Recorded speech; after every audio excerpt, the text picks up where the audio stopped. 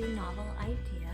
My name is Dia, and today we are going to do a Friday Reads. So the first book that I finished this last week was Kaikei, and this is by Vaishnavi Patel. And it is a very feminist retelling of a Hindustani folklore, and I believe that Kaikei is an actual person within that folklore, so they didn't like make up a new character for her or anything like that. She is very brave. She is very flawed. I found myself dealing with very mixed emotions as I read her story. So there were times when I was rooting for her, and there were times when I just wanted her to die and leave the world in peace. You don't get a lot of background of the actual Hindustani tale. I wish that the author would have included a cyclopedic index for those of us that aren't Hindustani and that needed, some sort of background on who these characters are and why they're important in this lore and that kind of thing. But overall, I thought it was a really good, well-written story, and I gave it a B. I think maybe upon a reread, it would get a higher grade. It's just that there was so much that I was trying to figure out and that I didn't completely understand. And so that kind of took away from my enjoyment of it a little bit. All right, and then I read My Family and Other Animals by Gerald Durrell. And this is like little vignettes on his life, and it's semi-autobiographical. He makes a statement right at the beginning, like in the introduction that he is writing, and he says, I started out wanting to write about the zoology of Corfu and the impact the animal life and that kind of thing had on my childhood. But I made the mistake of introducing my family on the page.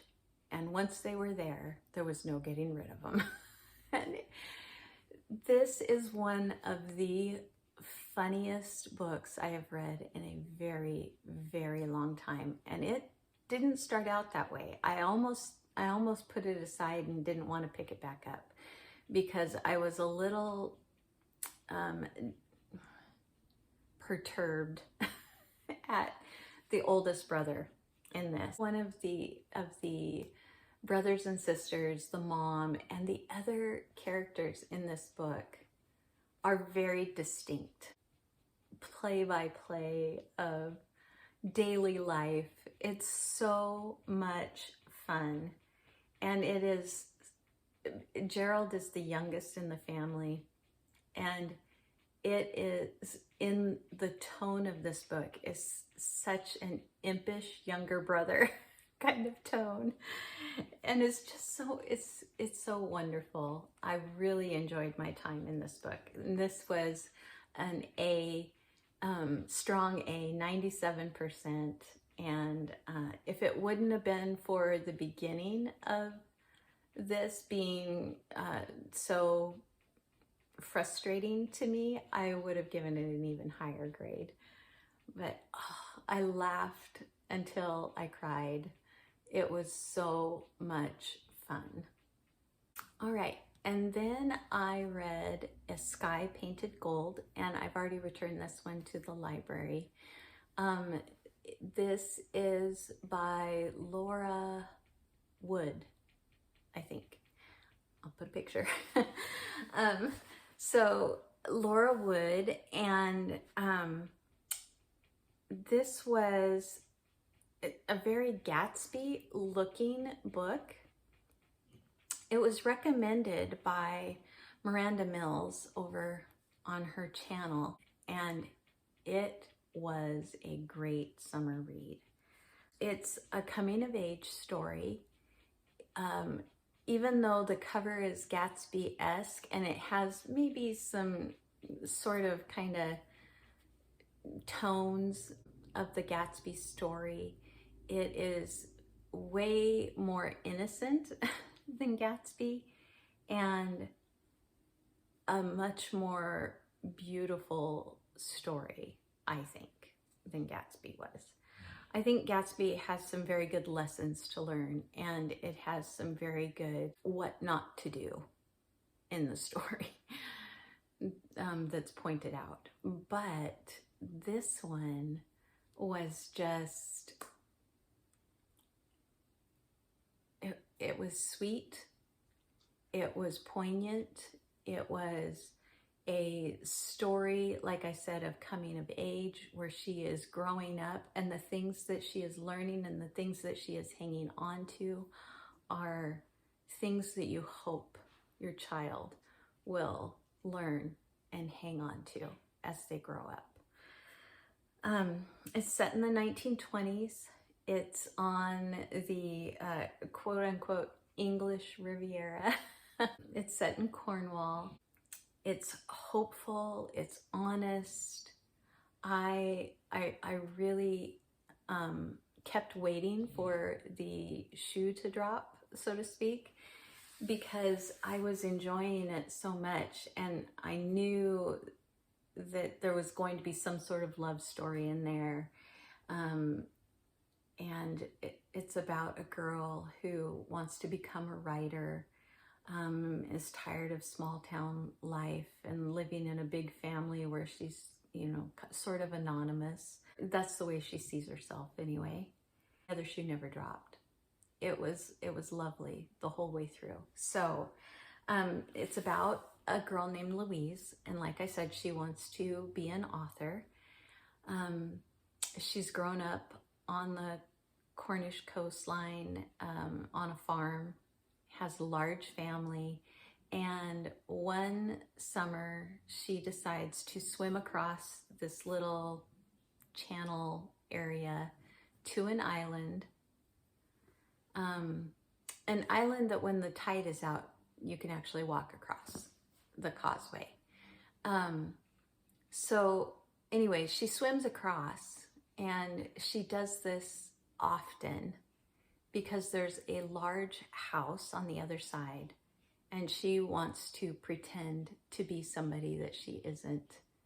She wants to pretend to be who she imagines herself worthy of being. And then the owners of the big house show up, and summer unfolds from there, and the rest of the story unfolds from there. And it's, like I said, really, really lovely. It wasn't like a new all-time favorite. It wasn't a story that I think is going to become a classic or anything like that. But it was well written. It was a wonderful summer read. And so I gave this an A-. It's a 90%. And it was wonderful. All right, and then I read Rotten to the Core. This is by T E Kinsey, and it is a Lady Hardcastle cozy mystery. And I gave this a B+, 89%. It's probably my second least favorite out of the series. There was one other one that I was like, yeah, that was way too easy. This one is still fairly easy, but it's got a few little twists and turns in it that brought it up a little bit in my estimation. The thing that disappointed me the most in this was that there wasn't as much really fun one-liners and banter back and forth and things like there has been in some of the other books. So there was still little jibes and little, you know, bits of inside jokes and that kind of thing, but there wasn't enough of it. And so this is about what in England are called cider wardens.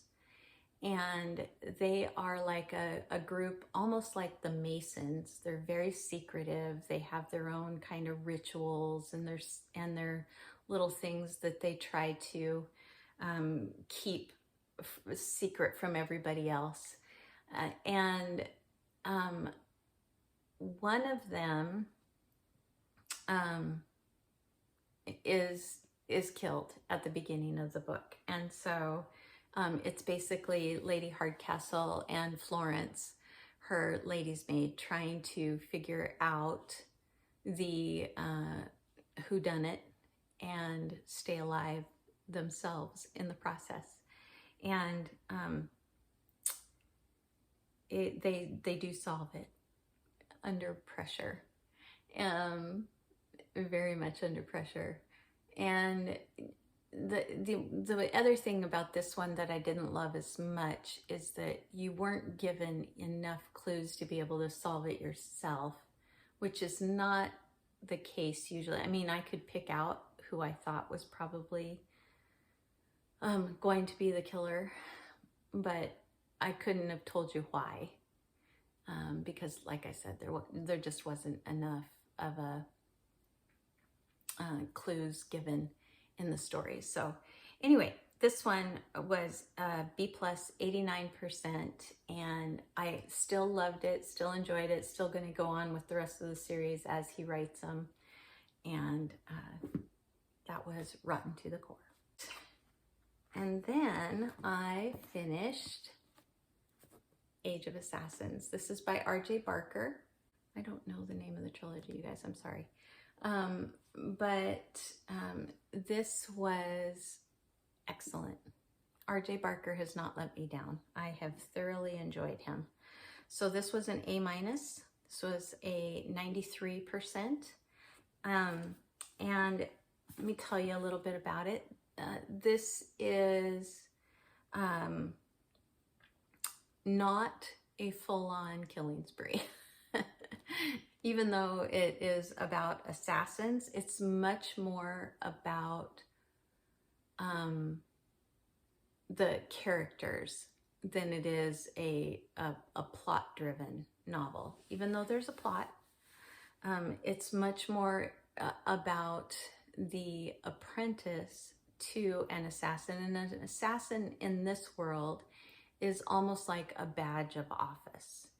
And so the boy in this book is handicapped, and he is apprenticed to an assassin, and he finds some things out about himself and about the world that he lives in throughout the book. And so it's kind of his coming of age story in some ways. But it's also him trying to keep a prince alive who probably doesn't deserve to be alive, and keep himself alive also. And so it is a fantasy, but it's a fantasy that is fortified with mystery. But it's got some magic, and it is, at this point, the magic is not explained really, so I would call it a soft magic system, but maybe in the next couple of books I'll find out how the magic system really worked. The way that the assassins' actions are described in this book, it's almost like a kata in like martial arts. They're described in iterations first iteration, second iteration, and this is what it looks like, and this is what you do, and this is what happens as a result of you doing that. And so it feels almost like dance moves, or like I said, like a kata. I thought it was amazing. The relationship that he has with the lead, the best assassin in the land, is one of my favorite things about the book. So they have this relationship that feels almost like mother and son, or big sister and little brother. It's very much that she cares for him, but she has to be tough on him, and he cares about her. He doesn't always like having to obey. He doesn't always like having to trust, but he does. And so there's just this balancing act constantly between the two of them. And I really, really liked this book. So I'm looking forward to going on to the next one. And hopefully my last Bone Chip book in the Child trilogy will be finishing up this next month, maybe. I have Jane Austen July next month, so I don't know how much I'm going to be able to continue on in my series that I've started, but Age of Assassins, R.J. Barker, was A-, 93%. All right, and then I carried on in my Dostoevsky short stories, and I read A Meek Creature. And this one was not funny.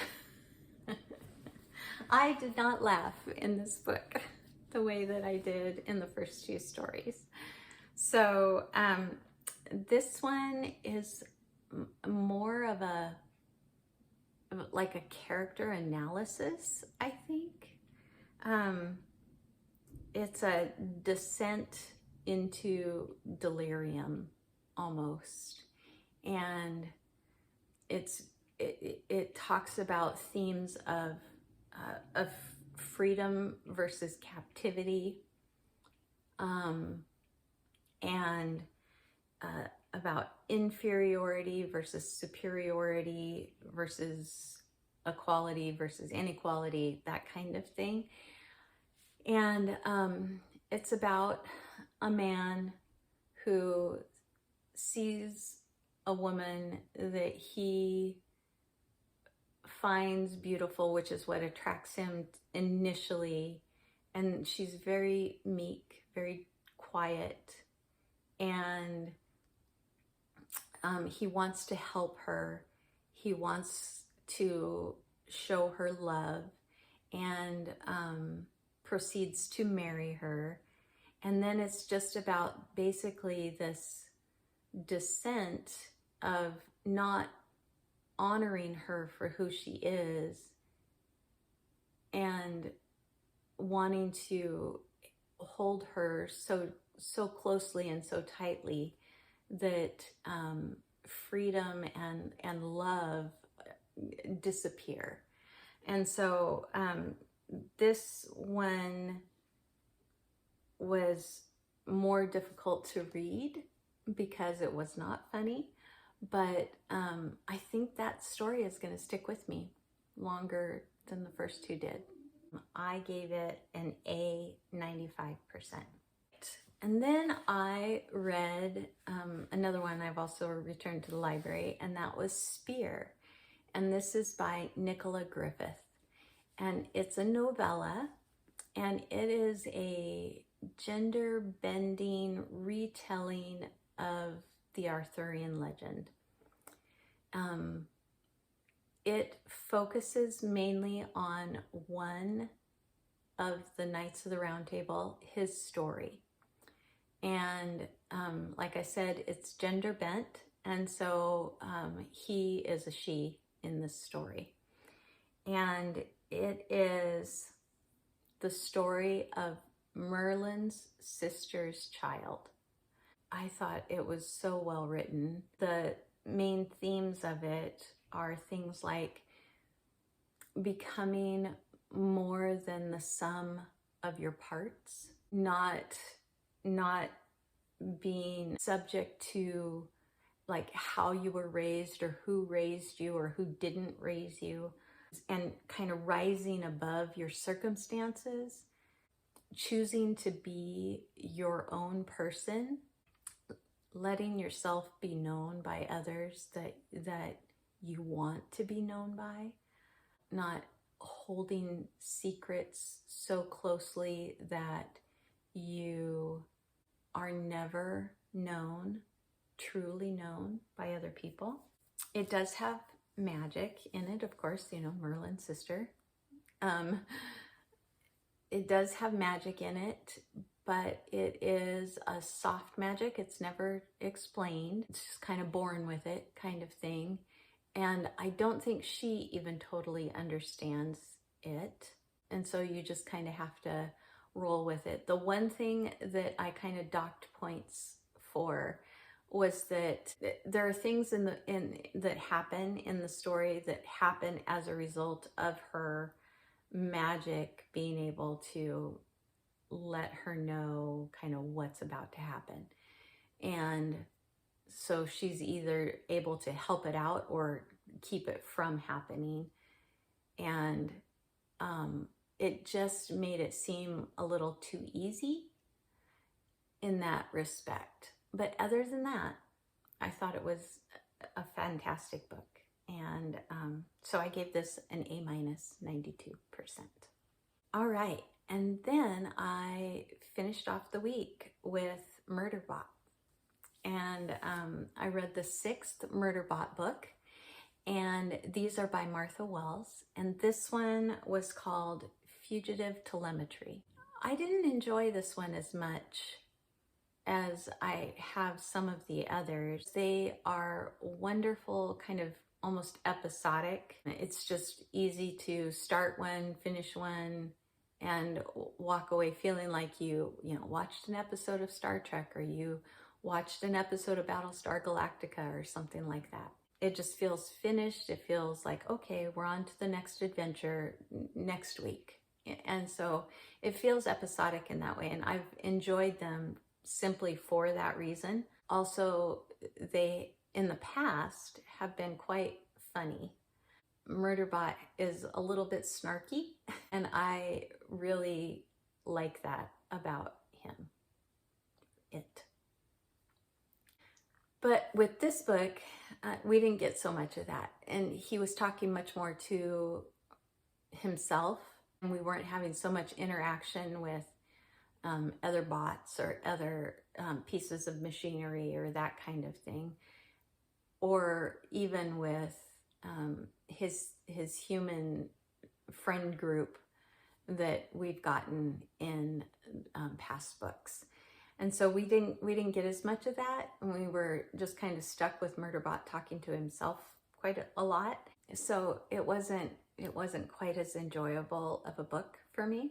But this one was about a planet where peace pretty much reigns. There's no murder, there's no laws broken, and that kind of happening on this particular planet until it does happen. And everybody is trying to figure out who caused the break in the peace, and trying to figure out not just who did it, but if peace will ever become something that reigns again, and that the planet will continue to be someplace that people feel safe once more. One of the other things that I really didn't care for in this book was Murderbot oftentimes has expletives and things that just kind of roll as you're talking and stuff. But with this one in particular, there was a lot of expletives. And I can handle it. It doesn't bother me all the time. It's just when it is that often, to the point where it's like a comma or taking a breath or that kind of thing. So this one had a lot more a lot more of that. Felt like the writing was just a little bit lazy. I think, though, other than that, it was a really good book, and I did enjoy it. I gave it a B. It's probably not one that I will reread, but it was a B. It was an 84%, and I liked it. And I'm glad that I can say that I've completed a series, at least as far as it's been written so far. So that is everything that I have read so far this last week. What am I reading still? I'm still in this book. My next short story is something about a crocodile. So I will be doing that. I think I have 2 more stories to read. Yeah, I have the crocodile and I have the Christmas tree, the heavenly Christmas tree. So those are the 2 short stories that I have left in this book, and I will be reading those by the end of June. And I have The Hunger of the Gods. I'm in the middle of The Hunger of the Gods by Gwynn. This is book 2 in this series. First one was Shadow of the Gods. This is Hunger of the Gods. And so much has happened in this book. I cannot believe that I'm only 35% of the way through the book. It's typical Gwynn in the fact that there are a lot of battles, and there is a lot of blood, and there's a lot of gore, and you are always losing characters. Nobody is safe.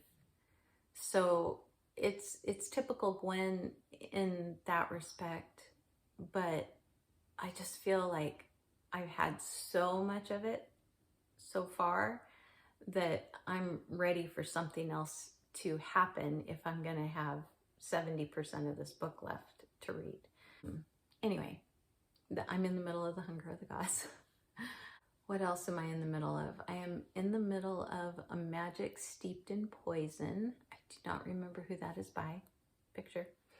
Feels almost Chinese in nature. The way it's talking about teas, it's talking about herbs, and feels like Chinese medicine lore kind of stuff.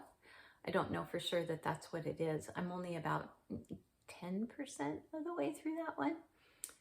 And yeah, that's pretty much what I'm in right now.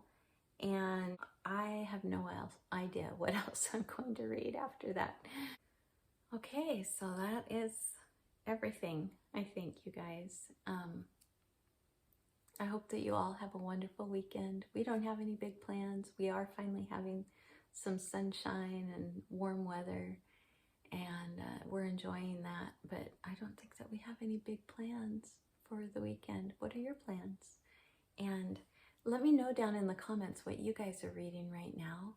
I would love to know, and I would love to know how you're enjoying it.